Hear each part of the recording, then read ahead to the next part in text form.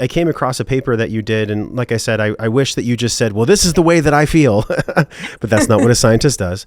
But it's utterly fascinating. I'm a huge fan of The Godfather. I love that movie. I think there's a lot of really cool corollaries between wisdom. Obviously, there's things in there that don't apply to life at all. They're just, it's just theater.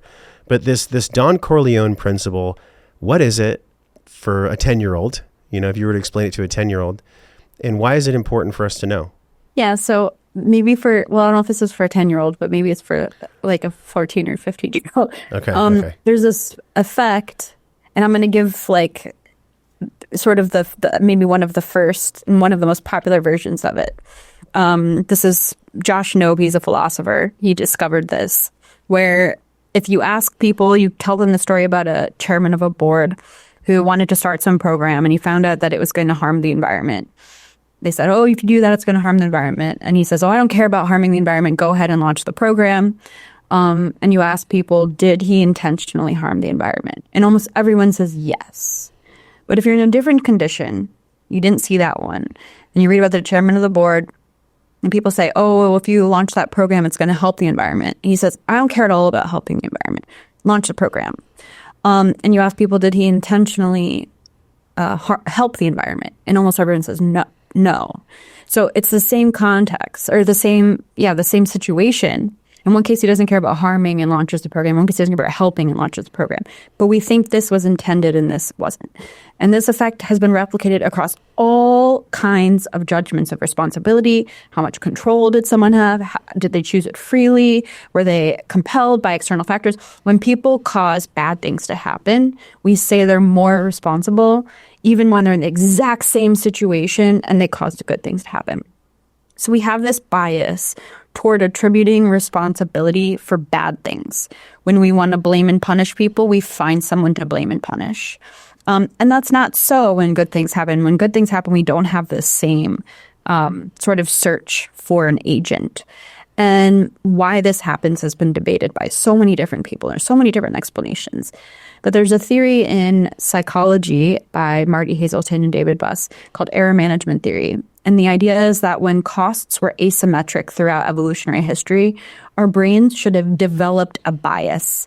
And so in this context, if there's a morally bad agent and you don't detect that morally bad agent, you could be harmed, you could be killed. So it's really important to not screw up and say that that person doesn't have bad intent toward me. If they do, I should always detect it. Whereas if someone doesn't have ill intent toward me and I assume they do, well, I might miss out on a relationship here, a buddy, but I'm not going to be killed, right? So the cost of getting it wrong and assuming somebody's good when they're bad is worse than assuming someone's bad when they're good. And so our brains should tend to assume there's like a morally bad intention when there isn't, more than making the opposite mistake. And I call this the Don Corleone Principle because there's a great scene where he says that even if his son were to be struck by a bolt of lightning, he would blame somebody in that room. And what he's essentially saying is like, don't fuck with me. If anything bad happens, even if it looks like a mistake, somebody here is responsible and I'm going to get revenge. And it's really intimidating. It intimidates other people. And so if you can create this impression that you're, I think I call it, in the chapter, I think I call the chapter the evolution of relentless badass, right? So if you can persuade people that you're like a relentless badass, they're not going to mess with you.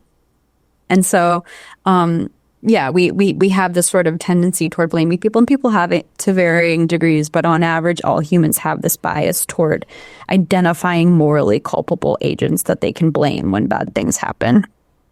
I love it because it's one of my favorite movies, but it also ties into hypervigilance as well. And, the cause for hypervigilance is obviously trauma. It also could be genetic predisposition or epigenetically expressed because of a lineage and passed down in utero to the mother, depending on the stress that she had. I mean, there's a lot of factors for hypervigilance, but I get an essence of extreme hypervigilance in the Don Corleone Principle. Is that true? Mm-hmm.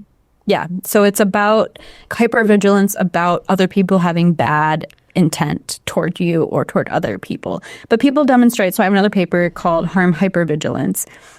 And people have this tendency more in general where they think bad things are going to happen more than they probably will. And they think good things are less likely to happen. And so they have this bias toward assuming bad things.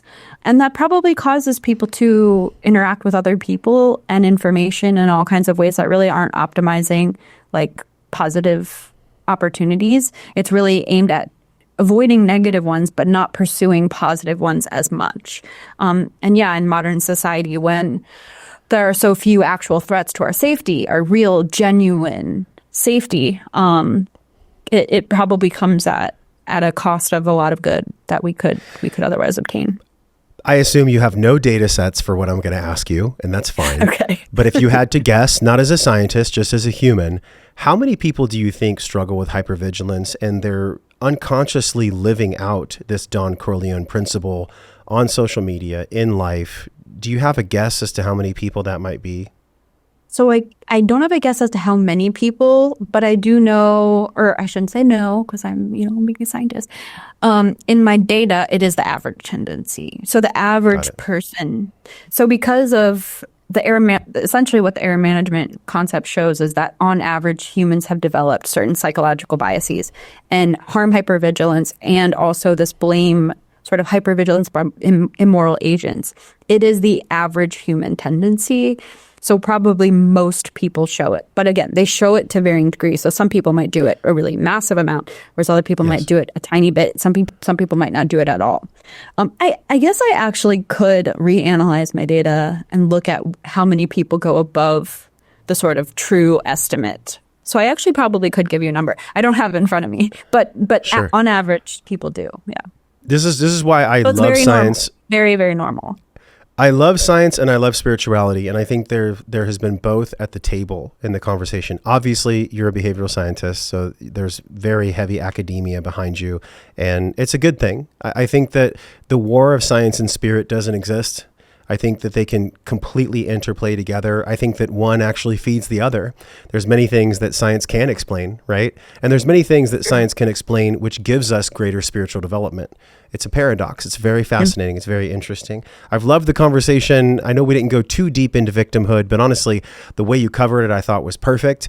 Y'all, do your best to not be a victim. That's essentially it, because the ramifications, both on a psychological level, on a societal level, are massive. Do you have any parting guidance for people around censorship and victimization? I think they go hand in hand. Well, one thing that I would like to see, so one thing I see in my data is that so many people are self-censoring their own beliefs. And I think it is based on this sort of unwarranted fear of what might happen to you if you were to be honest and speak what you truly think openly around people who might disagree with you. And I think this is based on a sort of outdated psychological tendency. And so I would like more people to try just a little bit to have more courage, because I think if everybody did a little bit, then it could change things to make things a little bit even more safer to speak openly, and then on and on and on. And then we could radically change. Because I think most people are kind of tired of the current environment we're in, where we feel like we can't speak our minds. We can't just be honest with our friends, our family, and our peers about what we think is true about the world. And I think everyone's sick of it. And I don't think it has to be that way. But what it takes is for everybody to have like a little bit more courage. And then over time, that can accumulate into an environment where you don't need as much courage. So, yeah, beautifully said. I had a person who wrote to me, and she was like, my sister had all these complications, really life-changing, very, very deleterious changes to her body because she took it in the arm. And she said, I'm so grateful for you to have courage to have on someone like Dr. McCullough. And we actually designed the episode so that it wouldn't be censored. We have to be aware of that because, the technocrats at YouTube are very smart. They have AI that go through every piece of content. So we had to be very smart. I also think, just to add to to what you're saying, I love that you said courage. We all get to have more courage. And I say get to. It's not like we have to. No one's forcing you to have courage, but your life is a byproduct of that courage. And I think, like you said, if all of us can choose to just have like 10%, 20% more courage in moments where it really matters most, can you imagine what kind of world that would create? It would create Yeah, such an incredible it is world. a collective action problem. If everyone would do it together, then there wouldn't be anything for people to fear anymore. But it's because so many people are holding back that fear has to be there. Whoa. If you enjoyed that one you just saw, you will love this one on the screen. Click it and enjoy.